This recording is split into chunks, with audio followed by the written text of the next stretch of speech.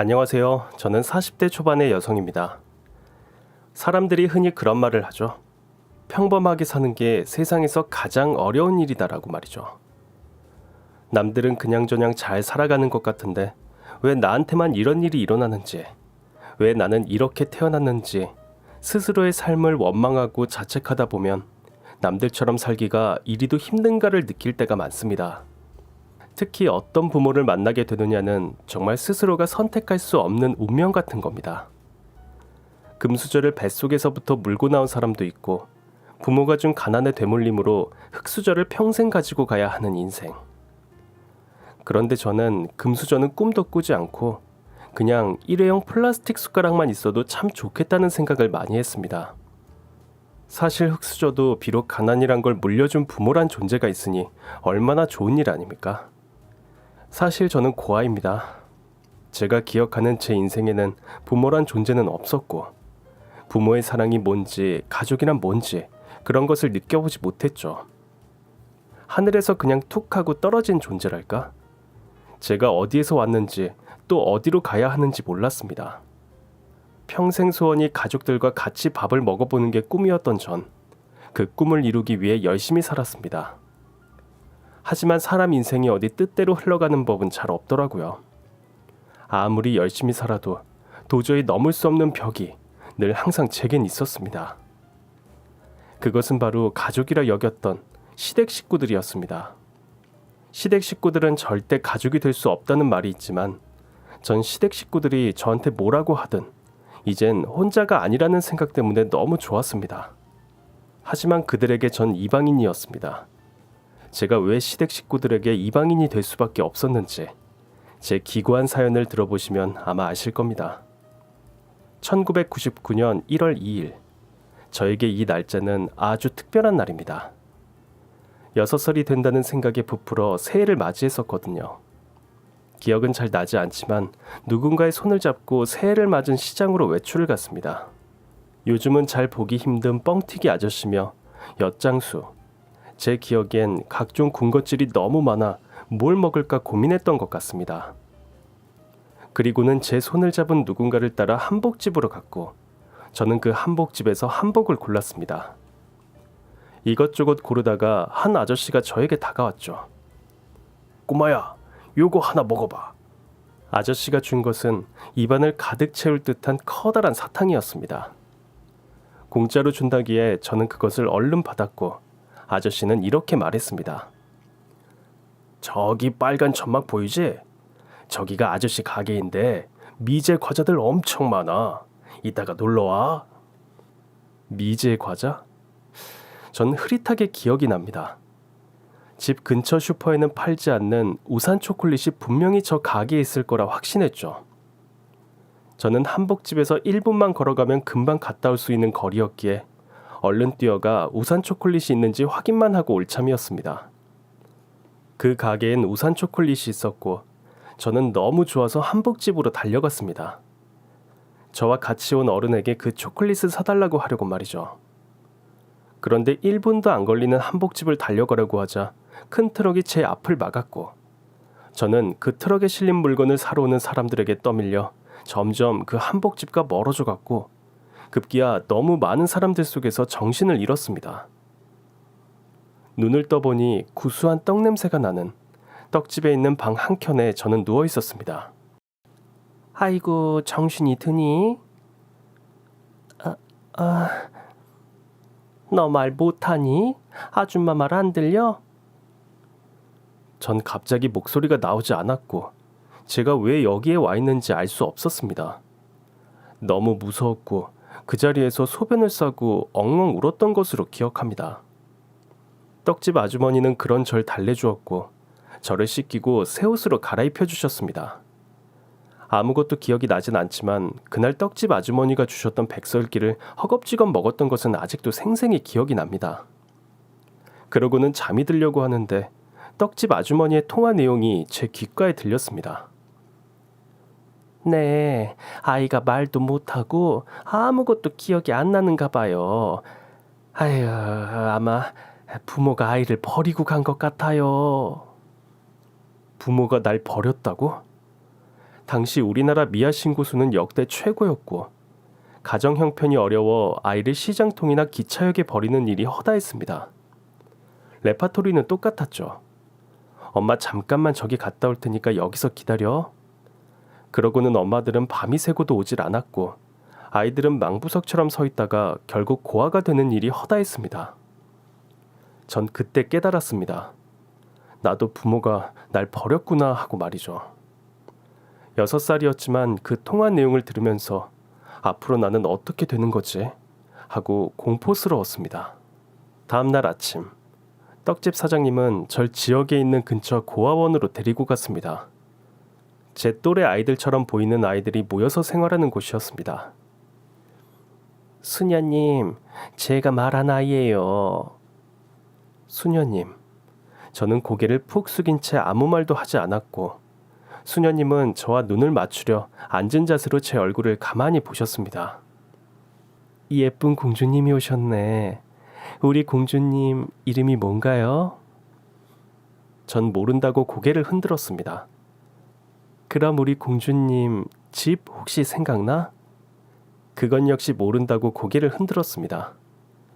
그런데 수녀님이 제 목에서 무언가를 쓱 하고 꺼내는 것이었습니다. 공주야, 이거 우리 공주님 거야? 전 그 목걸이가 제 목에 있는 줄도 몰랐고 이게 뭐지? 란 표정으로 떡집 사장님을 봤습니다. 아, 그거 원래 있었어요. 거기 목걸이 펜던트 뒤에 뭐라고 적혀 있던데. 수녀님은 펜던트 뒤에 적힌 것을 읽었습니다. HMH. 아마도 이게 공주 이름인 것 같구나. 이리 오렴. 수녀님은 저를 꼭 안아주셨고 저는 그날부터 수녀님이 운영하시는 행복쉼터라는 곳에 살게 되었습니다. 처음엔 어색했지만 또래 친구들과 있으니 제가 혼자라는 것도 있고 즐겁게 생활했던 것으로 기억합니다. 수녀님 또한 저에게 늘 잘해주셨죠. 우리 공주 이름이 생각나지 않으니까 내가 이름을 지어봤는데 들어볼래? 현명하고 즐겁게 살아라라는 의미로 현명희 어때? 현명희. 전 이름을 듣자마자 좋다고 했고 그날부터 저는 현명희라는 이름으로 살았습니다. 그리고 수녀님은 말씀하셨습니다. 이 목걸이는 아마 명희 부모님이 명희에게 남기신 걸 거야. 언젠가 우리 명희도 좋은 가족을 만날 거야. 그러니 이 목걸이는 꼭 목에 지내고 있어야 해. 알겠지? 우리 명희를 부모님이 꼭 알아볼 수 있도록 말이지. 수녀님은 저를 위해 정말 백방으로 수소문을 하며 제 부모님을 찾기 위해 노력하셨습니다. 하지만 정말 서울에서 김서방 찾기만큼 힘든 일이었습니다. 결국 친부모님은 찾지 못했고 저는 한 가정에 입양되게 되었습니다. 명희야 인사드려. 우리 명희의 가족이 되어주실 분들이야. 안녕하세요. 양부모들은 제 몸 구석구석 이리저리 살펴보기 시작했습니다. 저는 꼭 무슨 소시장의 소처럼 이놈 가격을 얼마나 매겨야 하나, 이놈을 데리고 가야 하나 그들에게 검사를 받았죠. 아, 손에 흉터가 있네. 그러네. 어쩌다가 이렇게 다쳤지? 그런데 너무 예쁘게 생기지 않았어? 너 몇 살이니? 절 구석구석 살펴본 뒤 저희 양부모님은 저를 데리고 행복고아원을 떠났습니다. 차에 올라타 수녀님을 한 번이라도 더 보려고 뒷좌석에서 고아원을 바라봤고 수녀님은 제가 떠날 때까지 그 자리에 서 계셨습니다. 제 결정은 아니었지만 저는 어찌됐건 하루아침에 부모가 생겼습니다. 제 방도 생기고 그전엔 보지도 못했던 예쁜 옷들도 매일 입게 되었습니다. 특히 저희 새아빠는 저에게 많은 사랑을 주셨죠. 와, 우리 명희 오늘도 너무 예쁘네. 우리 명희는 나중에 커서 미스 코리아 하면 되겠다. 그치? 아빠 회사 갔다 올게. 아빠가 명희 보고 싶으면 전화할 테니까 엄마랑 집에서 재밌게 보내. 전 새아빠의 자상함에 이제 정말 가족이 생겼구나 생각했습니다. 그런데 너무나 절 사랑해주는 새아빠와는 달리 새엄마는 새아빠가 없는 시간이면 절 마구 구박을 했죠. 야, 너 내 반지 못 봤어? 반지요? 아니요. 너 아까 내 방에 들어갔었잖아. 너 일어나. 새엄마는 제 몸을 구석구석 만지더니 갑자기 화를 냈고 급기야 제 옷을 찢었습니다. 어디다 숨겼어? 어디다 숨겼냐고? 너 나쁜 짓을 했으니까 벌을 받아야지. 이리 와. 그러면서 새엄마는 절 속옷만 입힌 채로 집 밖에 내쫓았습니다. 저는 새아빠가 올 때까지 하루 종일 속옷만 입은 채로 서 있었죠. 명희야, 아니 왜 이러고 있어? 어? 새엄마는 새아빠가 오자마자 말도 안 되는 이야기를 하기 시작했습니다. 아니 여보, 쟤 아주 무서워. 내가 정리 좀 하자고 했더니 갑자기 막 화를 내면서 지 옷을 막 찢더라고. 내가 사준 옷이 더럽다면서. 그러더니 저렇게 속옷만 입고 나가서 아빠 오면 다 잃을 거라고. 아줌마는 이제 아빠한테 혼날 거라고. 아니에요. 아니에요. 명희야, 엄마 말이 사실이야? 아니에요, 아빠. 정말 아니에요. 명희야, 네 방에서 이게 나왔어. 엄마 반지를 만지고 싶으면 말을 해야지. 이건 도둑질이야, 명희야. 전 정말 어이가 없었습니다. 제 가방에서 아침부터 난리쳤던 새엄마의 반지가 갑자기 나왔고, 그걸 보자마자 아빠는 뭔가 실망한 듯 저를 방으로 보낸 뒤 아무 말씀이 없으셨습니다. 며칠 후 저는 그 집을 나오게 됐습니다. 지금 생각해보면 파양을 당한 겁니다. 전 명희가 그러지 않았을 거라 생각하는데 워낙 아내가 충격을 받아서 죄송합니다. 두 분이 다시 명희를 저에게 보내주신 건 하나님의 뜻이라 생각합니다. 그렇지만 명희는 절대 그런 아이가 아닙니다. 명희와 인연이 아니시겠죠. 수녀님은 다시 절 받아주셨고 전 파양당한 날 밤새도록 울었습니다. 제가 안 그랬어요, 수녀님. 정말 제가 안 그랬어요. 그럼 수녀님은 다 알아. 하나님이 명희는 그런 행동을 하지 않았다는 거 다 알고 계신단다. 명희야, 괜찮아. 우리 명희를 정말 사랑해줄 가족이 꼭 나타날 거야. 수녀님이 기도할게. 저를 사랑해줄 가족, 정말 나타날까요? 저는 파양을 당하고 1년 후 다시 새 부모를 만났지만 또다시 파양을 당했습니다. 이유는 제가 머리가 안 좋은 것 같다는 겁니다. 우리 집안이 대대로 의사 집안인데 뭘 물어도 대답도 똑소리 나게 하는 법이 없고 행동도 너무 느려요. 아니, 과외 선생을 붙였는데 공부는 안 하고 딴 생각하고 있다는 거지 뭐예요? 전 똑똑하다고 해서 데리고 갔었는데 좀 아닌 것 같아요. 아니, 사람을 이렇게 물건 반품하듯 대해도 되는 건가요? 저는 두 번째 파양 이후 아무것도 먹지도 않고 아이들과 어울리지도 않았습니다. 그냥 하루 종일 기도만 했던 걸로 기억합니다. 하나님, 제가 혼자 일어설 수 있도록 힘을 주세요. 혼자서도 잘 살아갈 수 있도록 힘을 주세요. 제발, 제발, 제발.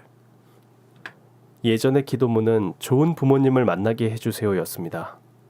하지만 두 번의 파양 이후 전 이제 스스로 혼자 살아갈 수 있는 힘을 기를 수 있다는 것이 중요하다는 걸 깨달았습니다. 그렇게 고아원에서 저는 고등학교까지 졸업을 했고 성적이 우수해 대학에 수석 입학으로 들어가게 됐습니다. 장하다 우리 명희, 장해. 난 네가 해낼 줄 알았어. 아니에요. 수녀님이 안 계셨으면 전 절대 해내지 못했을 거예요. 수녀님 정말 감사드려요.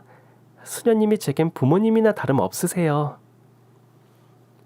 다른 아이들은 겪지 못한 인생의 풍파를 겪고 좋은 대학에 들어간 제 자신이 저도 자랑스러웠습니다. 수녀님은 저를 위해 절 후원해 줄 분들을 이어주셨고 저는 덕분에 돈 걱정 없이 대학 생활도 즐겁게 할 수 있었습니다. 저는 대학에 들어가 정말 열심히 공부했습니다.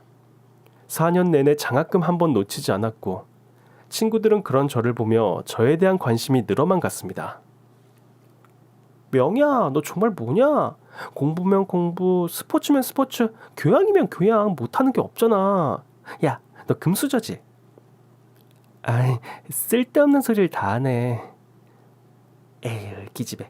야, 이번 주에 애들이랑 파티할 건데 올래? 너 그랜드 호텔 알지? 거기 클럽 완전 유명하잖아. 공과대 한 선배가 그걸 통째로 빌렸대. 자기 생일이라나 뭐라나? 나보고 우리 학교에서 상위 1%에 드는 애들만 데리고 오라던데? 딱 너야. 가자, 응? 상위 1%? 학교 안에서 전 사실 공부라면 따라올 자가 없는 상위 1%였습니다. 하지만 아무도 제가 고아란 사실도 몰랐고 겉모습만 보기엔 좋은 부모 만나서 공부 잘하는 그런 금수저로 보였나 봅니다. 저는 어떡하지? 고민하다가 결국 그 파티에 가기로 결심했죠. 호텔이라는 데도 처음이고 클럽은 정말 텔레비전에서만 봤지 가본 적도 없습니다. 전 최대한 범생이로 안 보이려고 한껏 꾸며서 클럽으로 향했죠. 클럽 안은 정말 딴 세상이었습니다. 서로 몸을 부비며 춤을 추고 술을 물처럼 마시고, 와, 정말 이런 세상도 있구나를 실감했죠. 명희야! 우와, 우리 범생이 오늘 좀 섹시한데? 섹시는 무슨... 자, 오늘의 주인공을 만나러 가야지. 따라와. 전 친구 손에 이끌려 이 클럽을 통째로 전수낸 공과대 선배를 만나러 갔습니다. 그 선배는 클럽 안에 있는 룸을 잡고 양 사이드에 예쁜 여자들을 끼고 왕처럼 앉아 있었죠. 선배, 제가 말한 그 탑 오브 더 탑, 우리 학교 천재 한명이에요. 네가 그 천재야? 영광입니다. 자, 술 한 잔 받아. 저는 얼떨결에 술을 한 잔 받았고 모두 원샷이라는 말에 술을 먹고 또 먹게 되었습니다. 어느 정도 취기가 올랐고 선배는 어느새 제 옆으로 다가왔습니다. 야, 너 완전 섹시하다. 난 머리 좋은 여자가 진짜 섹시하더라. 너 내 거 하자, 응? 선배, 술이 많이 취하신 것 같아요. 아니, 나 그 어느 때보다 멀쩡해. 명희라고 했나? 너 나랑 잠깐 산책할래? 저는 선배의 손에 이끌려 클럽 밖으로 나갔고 선배는 산책하자고 해놓고선 호텔 카운터로 직행했습니다. 그리고는 룸키를 들고 저에게 다가왔죠. 가자, 전망 죽이는 대로 잡았어. 산책 가자면서요. 방에서 야경 보면서 둘이 있는 것만큼 좋은 산책이 어딨어. 따라와.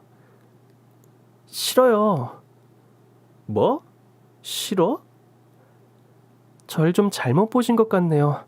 저 집에 갈래요. 야, 너 뭐가 그렇게 잘났어? 뭐라고요? 너 같은 것들은 나같이 돈 많은 남자 만나서 인생 역전하는 게 꿈 아니야? 너 그 입 한 번만 더 놀려봐. 내가 가만히 안 둘 테니까. 이 기집애가 확 어디서... 내가 너 여기 왜 데리고 온 줄 알아? 너 부모 없잖아. 너 고아인 거 아는 애들은 다 알아. 너 같은 거 건드려서 문제 될 것도 없고 넌 살면서 꿈도 못 꿀 이런 데도 와보고 서로 윈윈 하는 거지, 안 그래? 야! 저는 그 자리에서 선배놈의 거시기를 걷어찼고 그놈은 그 자리에서 주저앉고 말았습니다. 그리고는 한마디 해줬죠. 야, 너 같은 걸 낳고 미역국 먹은 네 부모가 불쌍해. 난 이 학교 탑이야. 부모 같은 거 필요 없어. 난 고아라도 너보다 잘 먹고 잘 살 자신 있다고. 저는 호텔 로비에서 고래고래 고함을 질렀고 그 모습을 클럽에 초대된 학교 학생들이 다 지켜보고 있다는 걸 나중에 알았습니다. 저는 그날 이후 철저히 왕따가 됐습니다. 고아 출신의 성격만 드센 독한 년이라고 학교에 소문이 났죠. 친구들은 전염병 없는 것처럼 제 곁에 오는 걸 다 피했고, 저는 속이 상하고 분했지만 분노는 절 더 성장하게 했고, 결국 대기업에 입사 원서를 넣게 됐습니다. 마지막 면접을 앞둔 날, 전 면접 전 저에게 올 질문들을 연습했습니다. 모든 질문을 꼼꼼히 준비했고, 마지막 질문, 부모님에 대한 질문은 어떻게 말해야 하나 고민을 했습니다. 분명히 부모가 없다는 걸 문제 삼을 텐데 하고 말이죠. 면접 날, 저는 당당히 심사위원들이 있는 방으로 들어가 심사위원들이 하는 질문에 거침없이 대답했습니다. 그리고 마지막 질문, 올 것이 오고야 말았습니다. 부모님이 돌아가신 건가요? 아니면 절 버리셨습니다. 심사위원들은 제 말을 듣고 웅성웅성거리기 시작했습니다. 그걸 어떻게 확신하나요? 이제껏 저는 2번의 파양을 당했고 혼자서 이 자리까지 왔습니다.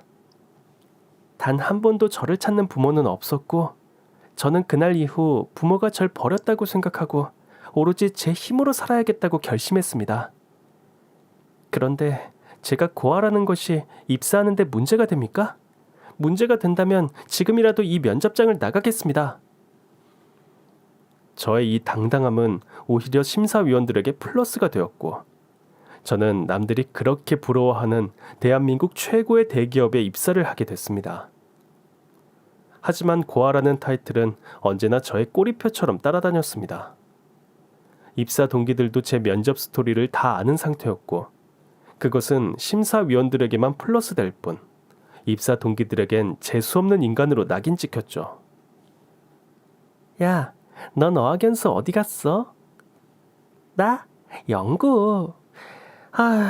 우리 엄마 등살에 2년이나 더 있었지 뭐야. 난 미국. 거기서 눌러 앉으려고 했다가 엄마가 들어갈 회사 자리 있다면서 오라고 해서 왔어. 자긴 어학연수 어디 갔다 왔어? 난 안 갔어. 안 갔다고? 우리 회사 어학연수 안 갔다 오면 잘 못 들어오는데. 난 어학연수 갔다 온 애들보다 영어는 더 잘해. 프리토킹도 가능하고. 프리토킹? 너 그럼 외국 나가봤어? 아니, 그 흔한 외국 여행도 안 나갔으면서 프리토킹이 가능하다고? 어떻게 확신해? 회사에 제출해야 할 영어 점수, 자격증, 어느 것 하나 모자란 거 없어. 그러면 된 거 아니야? 웃기시네. 아무리 이론상으로 잘한다고 하면 뭐하니? 경험이 있어야지, 경험. 안 그래? 그렇지. 근데 아무리 대학에서 탑 찍어도 부모 백 없이 대한민국에서 살아남는 건 거의 불가능하다고 봐. 부모 백이라는 거 난 한 번도 본 적도 받은 적도 없어. 4년 내내 장학금 받았고 수석 입학에 수석 졸업까지 했어. 이런 경험 니들은 해봤니? 머리에 든 건 없고 맨날 엄마 꽁문이나 쫓아다니는 니들이 뭘 알겠니? 야, 뭐? 전 그 뭣도 없는 부모 백 있는 여자애들과 머리채를 붙잡고 싸우기 시작했습니다. 2대1. 숫자로는 밀리지만 제가 싸움 하나는 또 기똥차게 잘했거든요. 그렇게 머리채를 붙들고 그 기집애들을 소탕하고 난 후, 전 다리에 힘이 풀려 주저앉고 말았죠. 언제까지 고아라는 이유로 이렇게 멸시와 조롱을 당해야 하는지 정말 앞날이 캄캄했습니다. 그때 누군가 저에게 커피를 내밀었습니다. 전 이게 뭐지라고 올려다봤고, 그는 너무나도 잘생긴 제 바로 직속 상관이었습니다. 무시해요. 저런 애들 이 회사에서 저런 정신으로 1년도 못 버텨요. 이렇게 현실적인 위로를 해준 사람은 정말 난생 처음이었습니다. 다들 제가 고아라고 하면 그냥 힘내라, 꿋꿋하게 잘 살아야 한다는 둥 두루뭉술한 위로만 해줄 뿐, 진짜 제가 속상한 것이 무엇인지 들여다보지 않으려 했죠. 하지만 이 남자는 달랐습니다. 명희 씨 이야기 들었어요. 그리고 우리 팀에 들어온다고 해서 얼마나 반가웠는지 몰라요.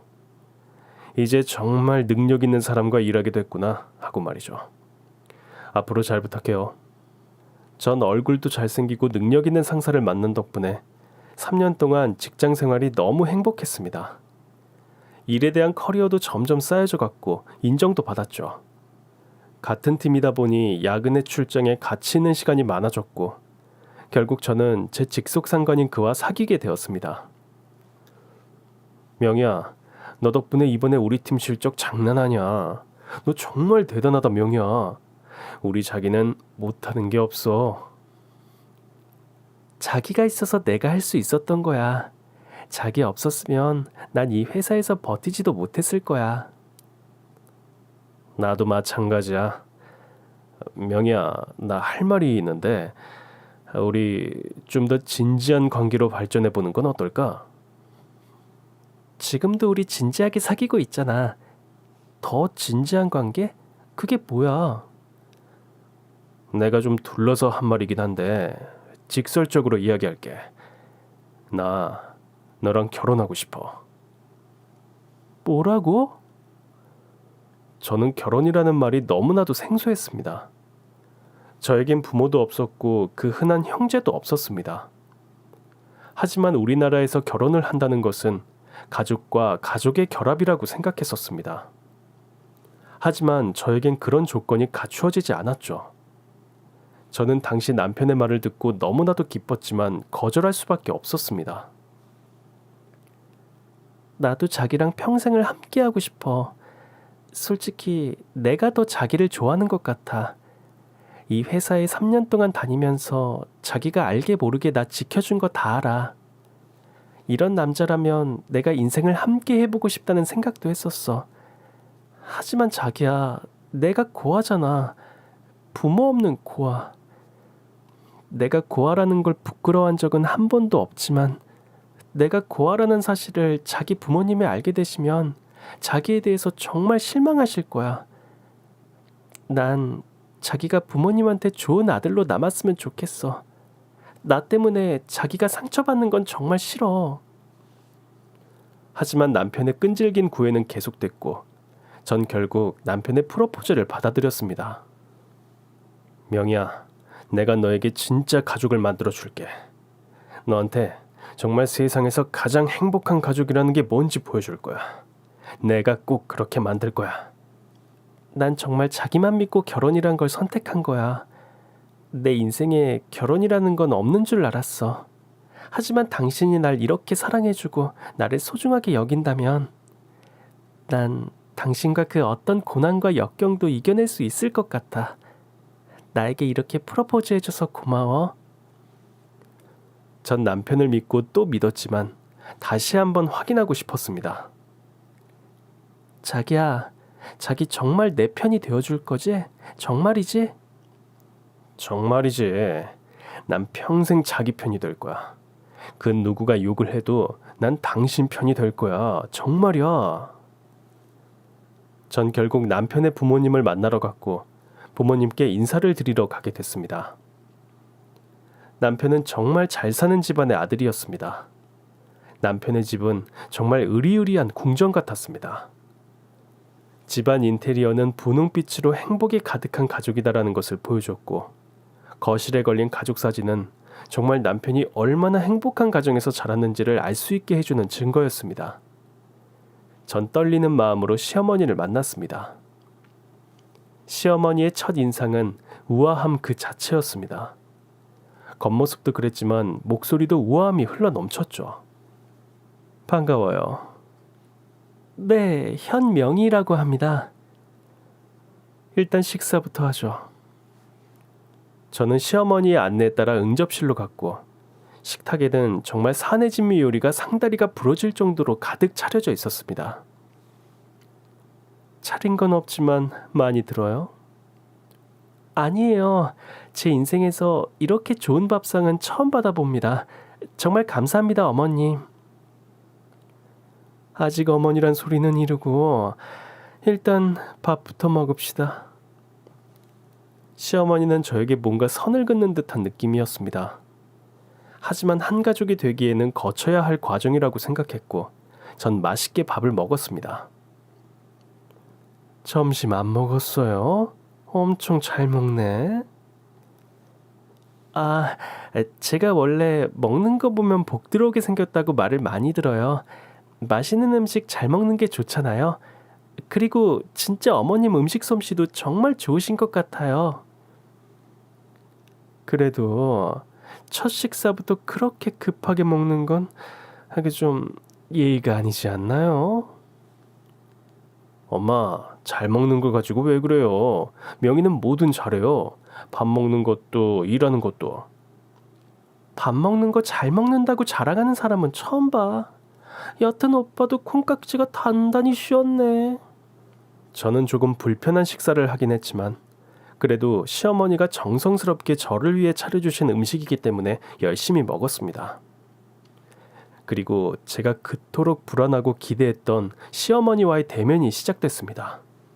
그래, 양치는 다 계시고요. 엄마, 그게 뭐 중요하다고? 제가 말씀드릴게요. 사실은 저 고아입니다, 어머님. 부모님 없이 이제껏 제 힘으로 살아왔어요. 그리고 그렇게 살아온 것이 하나님한테 좋게 보였는지 이렇게 좋은 남자를 만나게 해주셨고요. 고아? 도변아, 너 그런 얘기는 안 했지 않니? 엄마, 그게 무슨 상관이에요? 명희, 우리 회사에서 그 어떤 금수저들보다 일도 더 잘하고 능력도 최고예요. 그리고 명희 못하는 게 없어요. 아마 엄마 며느리로 완전 100점짜리 며느리가 될 거예요. 제가 장담해요, 엄마. 난 부모 없는 애는 내 며느리로 들일 수 없다. 난 그 꼴은 못 봐. 아가씨, 오늘 유감스럽지만 여기서 우리 만남은 여기서 끝내야겠네요. 잘 가요. 전 예상은 했었지만 막상 현실을 마주하니 정말 마음이 많이 아팠습니다. 자기야, 정말 미안해. 내가 미안해. 자기가 왜 미안해. 자긴 최선을 다했어. 자기를 만난 것만으로도 난 행복했어. 행복했다니 그게 무슨 말이야. 우린 여기까지인 것 같아. 어머님 더 이상 실망시켜드리지 마. 안 돼, 싫어. 난 절대 너 못 보내. 안 된다고. 남편은 무슨 어린애 마냥 제 치맛자락을 붙잡고 너 없이는 난 죽을 거라며 협박을 하지를 않나. 또 어떤 날은 사정사정을 하지를 않나. 정말 이게 무슨 난리인가 했습니다. 남편의 이런 투정은 시어머니에게로 이어졌죠. 아니, 너 뭐 하는 거야? 얼른 안 일어나? 나 명희랑 결혼 안 시켜주면 여기서 죽을 거야. 동네 사람들 다 쳐다보는데 무슨 짓이야? 일어나 빨리. 미쳤네, 미쳤어. 발가벗고 그렇게 동네 대자로 누워있으면 명희가 온대? 오빠 이러는 거 보고 더 도망가겠다. 아휴. 남편의 나체 투쟁은 결국 시어머니를 항복하게 만들었고 저는 결국 결혼의 문을 열고 나씨 집안의 며느리가 됐습니다. 하지만 나씨 집안의 며느리가 된다는 건 처음부터 호락호락하진 않았습니다. 결혼은 일륜지 대사다. 너 부모님 없이 결혼을 한다는 게 가당키나 하니? 엄마, 제발 좀. 식장 혼주석에 아무도 없이 있는 꼴은 절대 못 본다. 그러니 결혼식은 생략하고 그냥 혼인신고만 하고 살아. 난 정말 모든 걸 포기하고 너희 결혼을 허락하는 거다. 알겠니? 어머님, 어떻게 저랑 똑같은 생각을 하셨을까요? 저야 완전 땡큐죠. 결혼식 하는 거 허례허식이에요. 예식장 예약 비용에 드레스며 확장이며 사진까지. 듣기만 해도 피곤하고 너무 아까워요. 전 도변 씨랑 둘이 있는 것만으로도 행복해요. 우와, 대박. 저건 어디서 나오는 자신감이지? 아님 바본가? 그리고 하나 더. 나씨 집안에 들어온 이상 나씨 집안 가풍을 배워야 하니 당분간 분가는 꿈도 꾸지 마라. 알겠니? 분가라뇨. 시어머니랑 산다는 건 저에게 정말 행운이었죠. 아니, 남들은 대출이다 뭐다 해서 영끌해서 집 사는데 저는 시어머니가 해주는 밥에 집에 와 완전 대박이죠. 그래서 전 시어머니를 지극정성으로 모셔야겠다는 결심을 했습니다. 그런데 전 나씨 집안의 며느리로 들어온 것이 아니라 나씨 집안의 노예나 다름없었습니다. 시어머니의 시집살이 아니 착취는 그야말로 상상 그 이상이었습니다. 난 네가 일하는 것을 적극 지지한다. 하지만 네가 내 집에서 사는 동안 그에 대한 성의는 보여야 하지 않겠니? 그렇죠, 어머님. 집안일도 잘해낼 테니까 많은 지도 편달 부탁드립니다. 전 웃는 사람한테 침 못 뱉는다고 어머님이 차가운 얼굴로 저한테 뭐라고 하시든 늘 씩씩하고 웃는 얼굴로 어머님을 대했습니다. 혼인신고 후 저는 일주일 휴가를 냈고 회사 출근을 준비하던 전날이었습니다. 자기랑 있으니까 너무 좋아. 이리 와봐. 아, 왜 그래? 그런데 갑자기 저희 방문이 벌컥하고 열리는 게 아니지 뭡니까? 바로 시어머니였습니다. 너 지금 뭐하니? 네? 내일 아침 준비 안 해놓고 잘 거니? 지금 네 신랑이랑 노닥거릴 시간이 어딨어? 내가 회사 출근하는 것까지 허락해 주었더니 완전 지 멋대로구만. 내일 반찬할 거 메모해뒀으니 준비 다 해놔. 아침 식사 안 차려놓고 나가면 너 출근은 꿈도 꾸지 마. 알았어? 전 아침은 간단하게 먹겠거니 하고 아침에 좀 일찍 일어나서 준비해야지 했습니다. 출근 3시간 전 제일 일찍 일어나 부엌으로 갔고 메모지를 보고 놀라 자빠지는 줄 알았습니다. 아침 식사 메뉴라고 하긴 너무 과한 반찬들이었습니다. 이게 뭐야? 잡채, 굴무침, 오색전, 갈비찜, 황태 북엇국. 참고로 황태는 직접 두드려서 손질해야 한다? 이걸 아침에 다 먹는다고? 전 큰일 났다 생각했습니다. 출근 시간 전까지 이 모든 걸 해내야 한다니. 저는 일단 해보자는 마음으로 식사를 준비했고 정말 사람한테는 자기가 모르는 능력이 있구나라는 것을 아침 식사를 차리며 생각했습니다. 다 됐다. 분명히 8시까지 아침 식사를 차리라고 했는데 어머님과 시누이는 일어날 생각을 하지 않았습니다. 전 출근 시간이 바빠 음식을 차려놓고 맛있게 드세요라고 메모를 남기고 출근을 했습니다. 하루 종일 회사에서 시달리다 집에 가야지 하며 즐거운 마음으로 퇴근을 했죠. 늘 혼자였던 집에 이젠 식구가 날 기다린다고 생각하니 너무 행복했습니다. 어머님, 다녀왔습니다. 그런데 집안에 왠지 모를 냉기가 돌았고 저는 거실에서 텔레비전을 뚫어져라 보고 있는 시어머니를 발견했죠. 어머니, 저 왔어요. 뭘 잘했다고 기어들어와? 네? 너 저게 뭐야? 시어머니가 가리킨 것은 아침에 제가 차려놓은 밥상이었습니다. 그런데 가까이 가보니 음식이 그대로 있는 것이었습니다. 어머니, 뭐가 잘못됐나요? 혹시 음식이 맛이 없어서... 그런데 갑자기 리모컨이 저에게 날아왔습니다.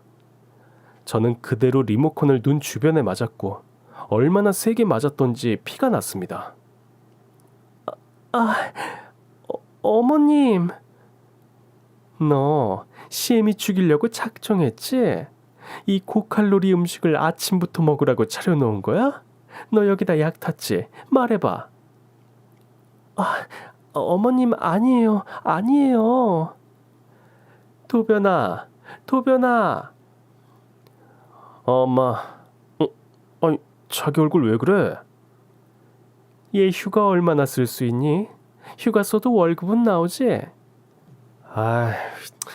다쳤으니까 병가 내고 연차 쓰고 하면 보름은 출근 안 해도 정상 월급은 나오지. 왜? 너 내일부터 보름 동안 출근하지 말고 집에서 살림 좀 배워라. 그리고 내가 너 확실히 살림이 뭔지 가르쳐 줄 테니까 알겠니?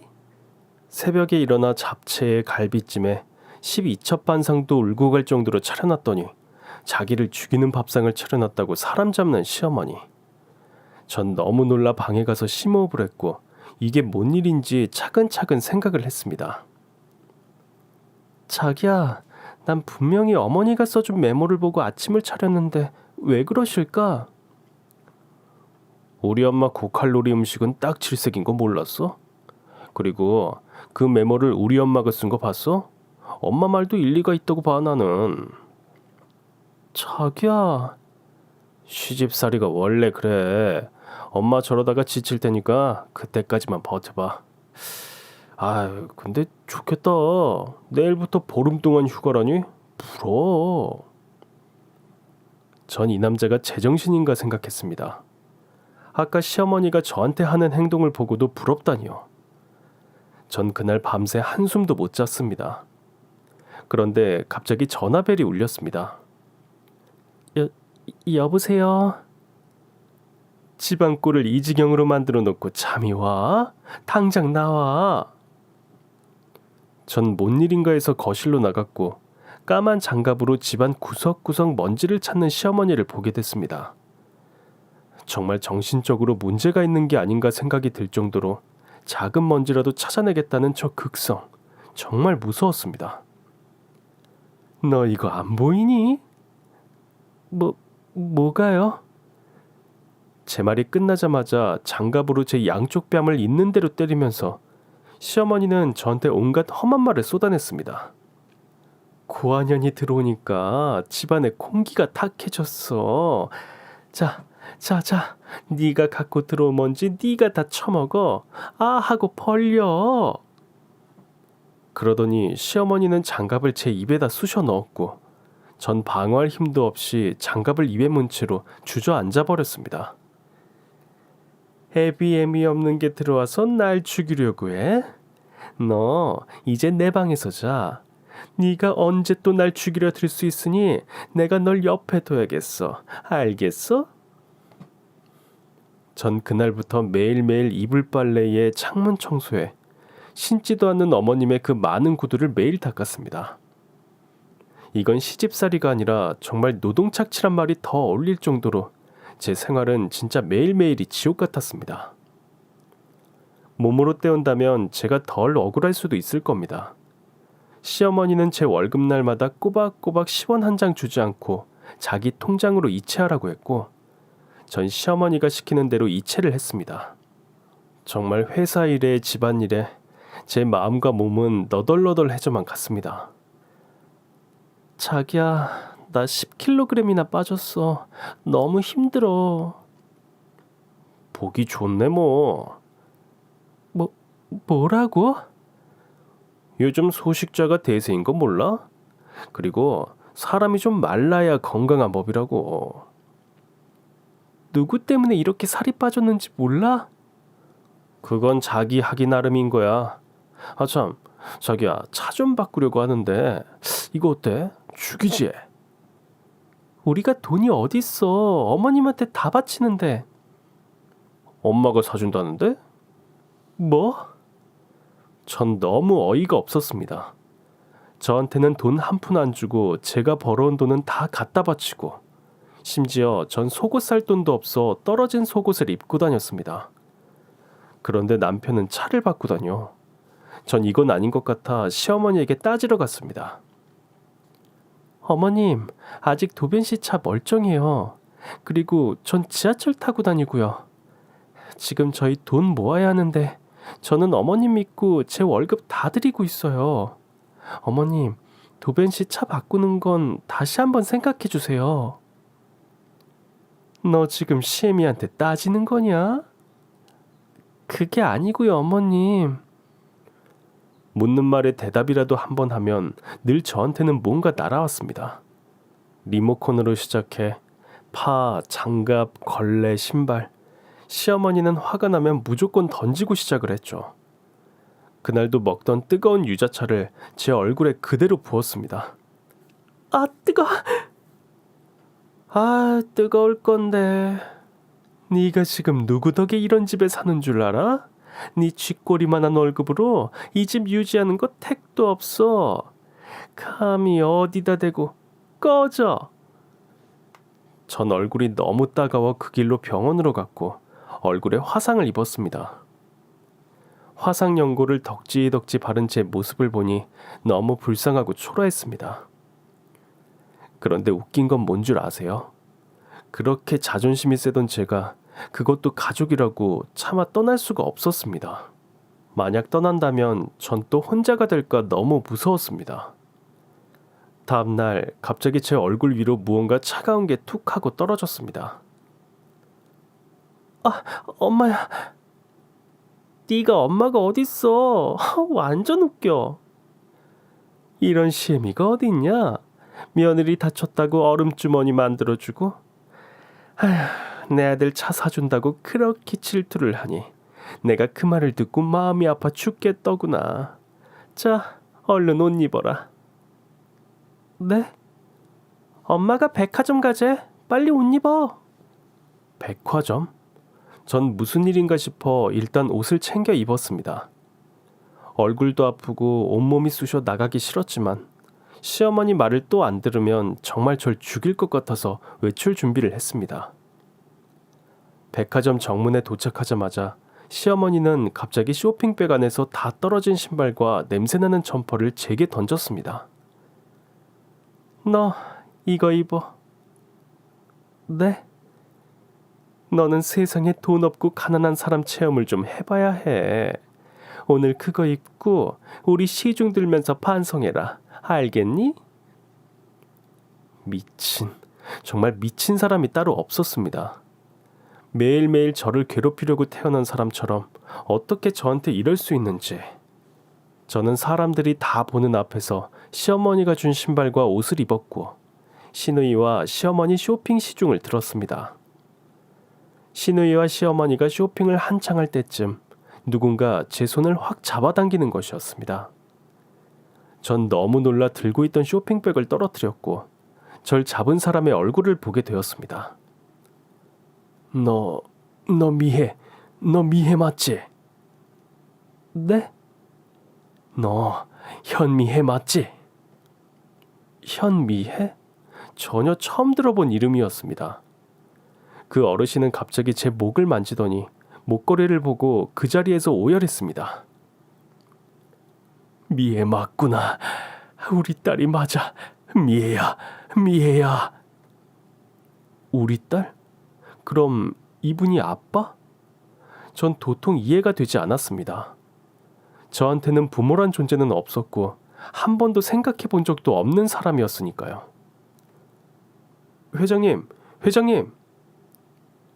그분은 이 백화점 회장님이셨고 다른 사람들의 이목이 중요하지 않다는 듯 저의 손을 놓지 않고 오열을 했습니다. 너 서울시장 기억 안 나? 거기 엄마랑 한복집 갔던 거 1999년 1월 2일 기억 안 나니? 미애야 1999년 1월 2일 전 그날은 확실히 기억하고 있었습니다. 그리고 초콜릿을 사려고 한복집을 나온 것도 갑자기 그날의 기억이 머릿속에서 회오리 치듯 빠르게 펼쳐졌습니다. 어머, 안녕하세요. 저는 이 아이 시어머니 되는 사람입니다. 얘는 회장님이 찾으시는 그런 애가 아닌 것 같습니다. 아니에요. 이 목걸이, 제가 준 목걸이가 확실해요. 보세요. 그때 시어머니는 뭔가 떠오른 듯 목걸이를 확 가로챘고 정말 배우 저리 가라 할 정도로 연기를 하기 시작했습니다. 아니, 시누이가 준 목걸이를 왜 네가 하고 있니? 회장님, 이건 제 딸아이 목걸이입니다. 엄마, 뭐라는 거야? 시어머니는 시누이 입을 막으며 말도 안 되는 말을 늘어놓기 시작했죠. 사실 제가 딸을 입양했어요. 입양했을 때 이 목걸이가 걸려 있었고 우리 며느리가 너무 이쁘다고 하도 조르니까 우리 딸이 이걸 준 겁니다. 이 목걸이는 우리 딸 것이 확실합니다. 그래요? 그 말에 책임질 수 있습니까? 그럼요. 확실히 우리 며느리 것은 아닙니다. 난 딸을 찾기 위해 30년이란 시간을 고통 속에서 지내왔습니다. 만약 며느님이 제 딸이라면 어떡하시겠습니까? 절대로 그럴 리가 없어요. 제 모든 걸 걸고 맹세해요. 그래요. 그럼 제가 원하는 걸 들어주실 수 있습니까? 물론이죠. 알겠습니다. 일주일 후에 연락드리죠. 김비서, 내가 말한 거 준비해. 네, 회장님. 전 이게 뭔 일인가 했고 시어머니는 저를 잡아먹을 듯이 말했습니다. 네가 저 회장 딸이면 내가 네 평생 시중을 들겠어. 어디 넘볼 데가 없어서 넘보길 넘봐. 하여튼 부모 없이 자란 게 남의 것 탐내는 데는 아주 도 같았어. 텄다니까. 전 생각했습니다. 저분이 제 친아빠라면 얼마나 좋을까 하고 말이죠. 그렇게 일주일이란 시간이 흘렀고 시댁으로 누군가 찾아왔습니다. 누구세요? 현 백화점에서 왔습니다. 네? 시어머니는 무슨 일인가 하고 문을 열어줬고 일주일 전 만났던 비서와 회장이 같이 서 있었습니다. 아이고 회장님, 저희 집까지는 어쩐 일로? 일주일 전 일 기억하시죠? 알죠. 일단 들어오세요. 아이고, 뭘 또 이렇게 사가지고 오셨어요. 회장님은 정말 일반 사람들이 한번 먹어볼까 말까 한 산의 진미를 다 가지고 오셨고 명품 신발과 명품 옷, 정말 최상급 선물들을 트럭째 싣고 오신 것 같았습니다. 약속 잊지 않으셨죠? 무슨 약속이요? 며느님이 제 딸이 아니면 뭐든지 들어주겠다는 약속. 그거 그랬죠. 제 말이 맞았죠? 우리 며느리는 회장님 같은 훌륭한 분의 자식이 될 수가 없어요. 그래요. 그럼 이건 뭔가요? 회장님은 시어머니에게 종이 한 장을 건넸고 그걸 본 시어머니는 얼굴이 하얘졌습니다. 이게 아니, 말도 안 돼. 거기엔 저와 회장님이 99.9% 유전자가 일치한다는 DNA 결과지였습니다. 그리고 회장님은 뭔가를 꺼내 저에게 보여주셨죠. 확인할 필요도 사실 없었다. 이 목걸이, 이게 네가 내 딸이라는 증거야. 미애야. 회장님, 아니 아빠도 저와 똑같은 목걸이를 가지고 계셨고 전 생각할 틈도 없이 아빠를 끌어안고 울었습니다. 절 버리신 줄 알았어요. 죄송해요. 아니다. 내가 미안해. 아빠가 너무 미안해. 결국 저는 현 백화점 회장님의 하나밖에 없는 외동딸이 되었고 이 소식은 신문에도 날 만큼 크게 보도가 되었습니다. 현 백화점 현 회장, 그렇게 찾던 친딸 30년 만에 만나다. 미애야, 멋지지 않니? 아빠는 이런 날이 올 줄 알고 있었어. 우리 딸을 꼭 만날 거라는 희망. 전 제게 이렇게 멋진 부모님이 계실 거라 상상도 못했어요. 미애야, 왜 그래? 아니, 오늘따라 집이 좀 건조한 것 같아서요. 그래? 아줌마. 아빠가 아줌마라고 부르는 사람은 다름 아닌 저희 시어머니, 아니 전 시어머니였습니다. 네, 회장님. 내 딸이 집이 건조하다잖아요. 집 청소 제대로 한 거예요? 가습기는 청소했어요? 어제 다 했는데. 아니 됐고 온도 적정하게 해서 물이나 가져와요. 유전자 검사 후 시어머니는 아빠와의 약속으로 전 재산을 몰수당하고 저희 집에 가정부로 일하게 됐습니다.